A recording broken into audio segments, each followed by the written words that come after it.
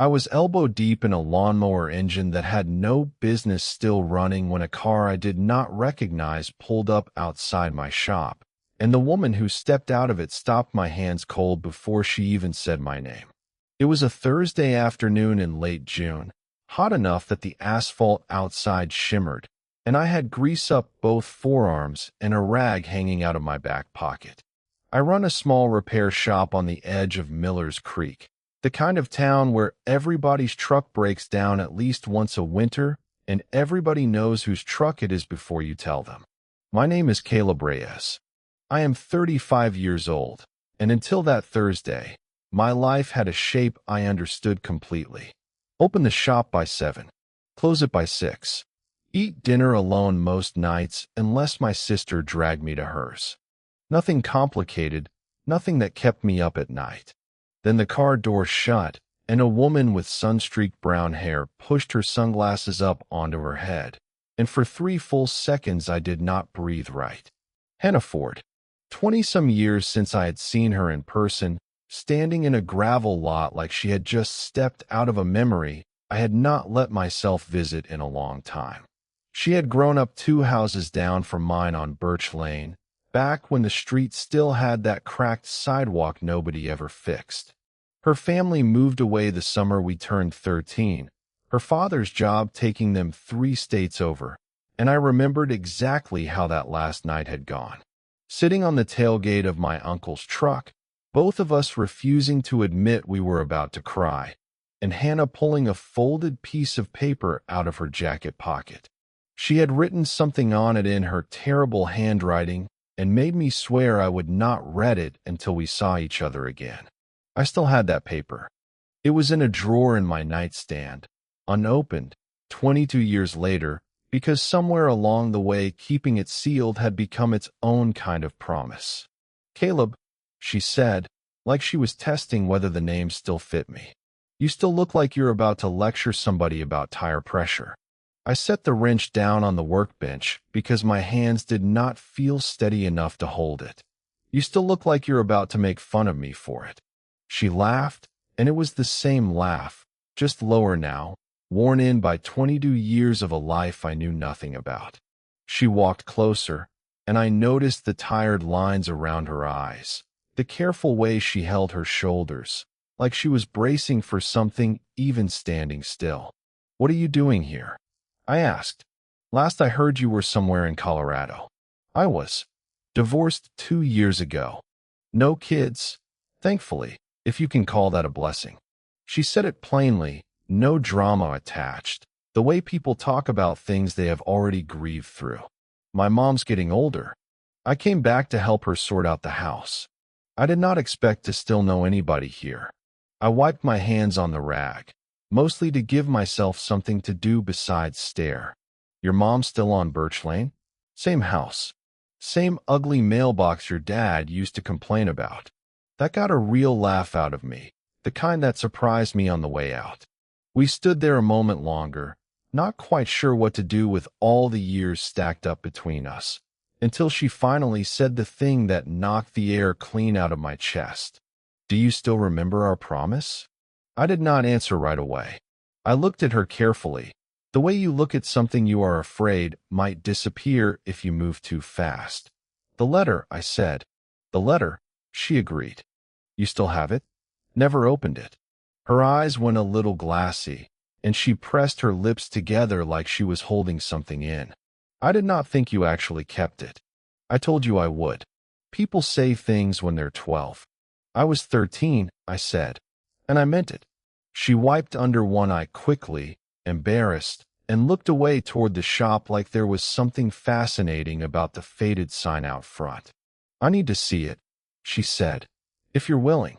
I told her to come by the house that evening, and I spent the rest of the afternoon distracted in a way I had not been distracted in years, dropping a socket wrench twice and forgetting what size bolt I needed for a job I had done 100 times before. She showed up at 7 with a bottle of wine she said she was not sure either of us needed and a nervous energy she was trying hard to hide behind casual conversation. I made us coffee instead of opening the wine, and we sat at my kitchen table, The same table my parents left me along with the house, and I went and got the letter from the drawer where it had lived since I was a teenager. The paper had gone soft and yellow at the folds. I set it in front of her, but she pushed it back toward me. "You open it," she said. "It was always going to be you." My hands were not steady when I unfolded it. Her handwriting was messier than I remembered, rushed, like she had written it in the last few minutes before her family's car pulled away. I read it out loud because she asked me to. "Caleb, if you're reading this, it means we actually found our way back to each other, which means the promise worked. I made you swear not to open this because I did not have the guts to say it to your face. I think I might love you, even though we are 13, and that is probably ridiculous. If we ever meet again when we're grown, and you still feel anything at all, I want you to know I meant every word of this. And if you don't feel anything anymore, that's okay too. I just needed somebody to know I felt it once. Hannah." The kitchen went completely silent except for the hum of the refrigerator. I looked up at her, and she was already looking at me, her eyes wet, her hands wrapped tight around her coffee mug like it was the only steady thing left in the room. "I meant it," she said quietly. "Back then. I need you to know that part is true, whatever happens now." I set the letter down carefully, like it might tear if I was not gentle with it. "I kept it sealed for 22 years, Hannah. That was not an accident either. That does not mean anything has to happen now. We're not 13. Life happened to both of us." "No," I agreed. "But I never once thought about giving that letter away. Not when I dated other people. Not when everybody in town tried setting me up over the years. I always knew exactly where it was." She let out a breath that shook a little on the way out. "I got married because I thought that was what growing up meant. I never told him about you. Not because I was hiding something ugly, just because some things feel too private to hand over to somebody who was not there for them." We talked for 3 hours that night, mostly about nothing important, filling in 22 years of gaps the way you do with someone who used to know every single thing about you and now has to learn it all over from scratch. She told me about Colorado, about the divorce that had been quiet and sad rather than dramatic, about learning to be alone again in her 30s and discovering it was not nearly as terrifying as she had expected. I told her about the shop, about my parents passing within a year of each other, about how Miller's Creek had never once felt small to me the way it apparently felt to everyone who left. She stayed in town longer than she planned.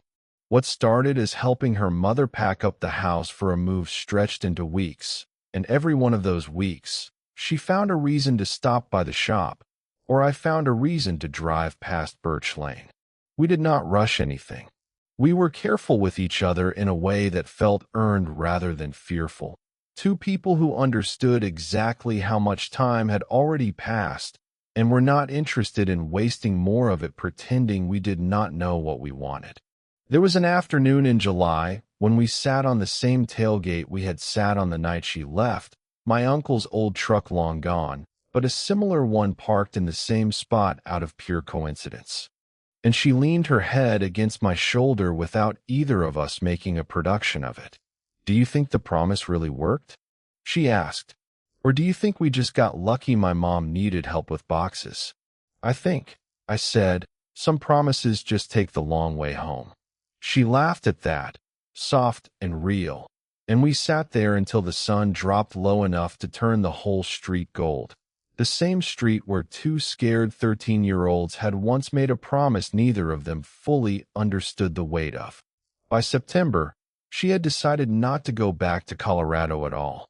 Her mother's house sold quickly, and instead of finding a new place across town, Hannah moved into the guest room of my house, slow and unhurried, the way everything between us had been since that first Thursday in the shop parking lot. We were in no rush to call it anything more than what it was, two people who had waited 22 years without fully realizing that was what they were doing. The letter still sits in that same nightstand drawer, except now it is not sealed. Some nights I take it out just to read it again. her 13-year-old handwriting a little embarrassing and a little brave, and I think about how close I came to never knowing whether she still felt anything at all.